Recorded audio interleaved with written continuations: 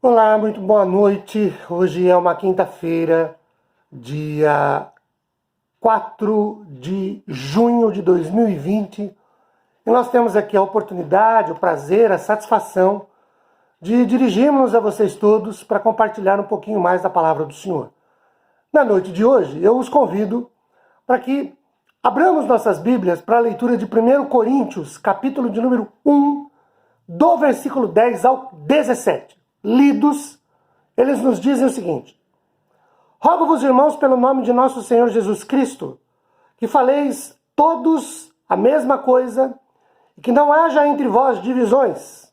Antes, sejais inteiramente unidos na mesma disposição mental e no mesmo parecer. Pois a vosso respeito, meus irmãos, fui informado pelos da casa de Cloe de que há contendas entre vós. Refiro-me ao fato de que cada um de vós dizer: eu sou de Paulo, e eu de Apolo, e eu de Cefas ou Pedro, né? E eu de Cristo. Acaso Cristo está dividido? Foi Paulo crucificado em favor de vós, ou fostes, porventura, batizados em nome de Paulo? Dou graças a Deus, porque a nenhum de vós batizei, exceto Crispo e Gaio, para que ninguém diga que fostes batizados em meu nome. Também batizei a casa de Stefanas. Além destes, não me lembro se batizei algum outro. Porque não me enviou Cristo para batizar, mas para pregar o Evangelho, não com sabedoria de palavra, para que não se anule a cruz de Cristo.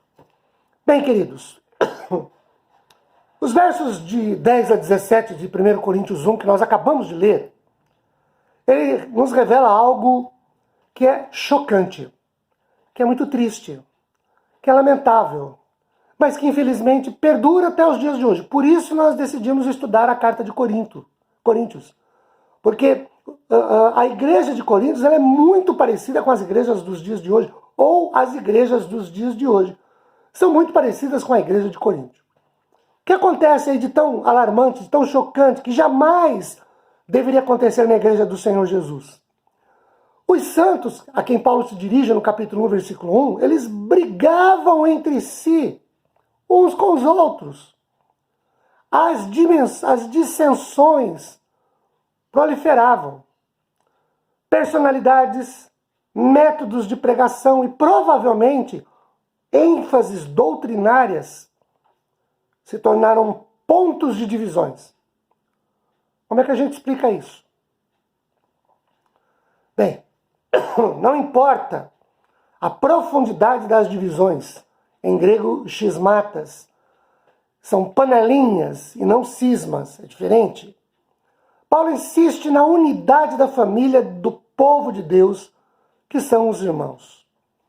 A santidade no Novo Testamento significa, em primeiro lugar, um estado diante de Deus, mas deve também manifestar-se em santidade de vida. E isto requer um exercício voluntário e autodisciplina, pelo ou mediante o nome do Senhor, de acordo com o verso 10.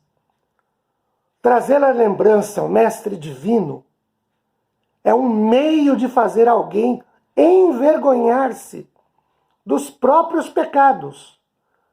Aliás, Paulo não ousou corrigir os santos por sua própria autoridade, mas pela autoridade do Senhor. Vamos ver um pouquinho melhor isso. Voltemos para o versículo de número 10.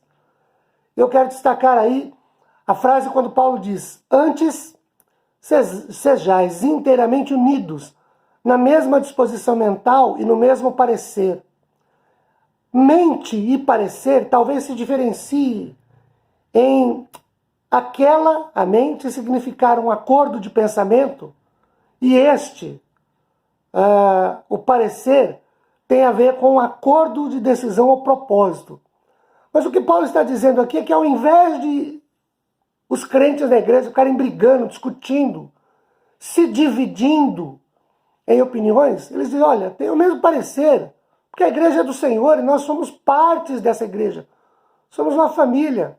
A ideia de Paulo é, pensa numa família dividida, onde cada um faz o que quer, a hora que quer, do jeito que quer, e ninguém está nem aí para a unidade da família.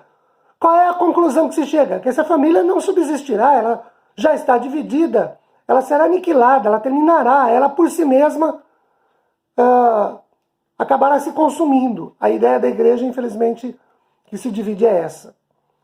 Olha o versículo de número 11. Paulo diz, eu fui informado pelos da casa de Cloe. Esse Cloe não se menciona mais em parte alguma do Novo Testamento, a não ser nesse único versículo. E aí, essa informação não foi a título de fofoca, a título de fazer fusquinha.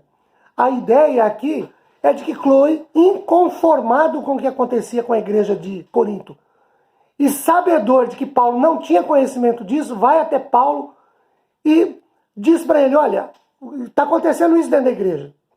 Então a ideia é de uma informação carinhosa, zelosa, preocupada com o andamento da igreja e não uma fofoca. Alguns cristãos de Corinto estavam contristados com as atitudes sectárias dentro da igreja e apelaram para Paulo, dentre eles, Cloe. Qual era o problema? Verso 12. E aí, onde eu digo que a igreja de hoje se parece com a de Corinto, ou a de Corinto reflete na igreja de hoje. Nós temos 4 grupos dentro da igreja de Corinto. E provavelmente 5, porque os que não se conformavam, né? Tudo indica 5. Um grupo que dizia que eu sou de Paulo. E aí, a ideia era de que esses podiam ser aqueles que talvez, mais do que o apóstolo, davam ênfase para a libertação do jugo da lei judaica. Nada do judaísmo nos interessa, nada do judaísmo nos diz respeito, nada do judaísmo nos ajuda, não queremos nada do judaísmo. O problema é que a nossa religião é judaico-cristã, a nossa história é judaica-cristã. Então esse grupo partia para um liberalismo, que Paulo não tinha, mas esse grupo interpretava. O segundo grupo identificado na igreja de Corinto era o de Apolo. Apolo era um influente em retórica, e ele era retórica em Alexandria, que era o centro da retórica judaica. Então era alguém que estudava muito, alguém preocupado muito com a teoria, alguém preocupado muito com o conhecimento, com o saber. E aí esse grupo muito provavelmente se identificava com essa ideia de ir muito na letra, né? O poder da letra. O outro grupo, o terceiro grupo, era o grupo de Cefas, ou o grupo de Pedro, que ao contrário do grupo de Paulo, que pendeu para o liberalismo, estes, em oposição inclusive ao grupo de Paulo, eram homens que firmavam-se na lei e no cerimonial judaico. Então, enquanto os de Paulo queriam ir para um liberalismo, estes de Pedro se apegavam ao judaísmo. E aí queriam trazer e introduzir na igreja cristã comportamentos judaicos, preceitos da lei judaica, e o que é pior, das cerimônias judaicas.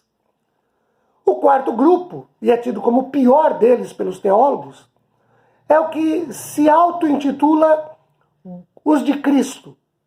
Eles podiam ser cristãos que arrogavam para si, de um modo exclusivo, o nome de Salvador. Então você tem um grupo, que é o de Paulo, pendendo para o liberalismo. Um grupo que é o de Apolo, pendendo para a teoria, para a letra.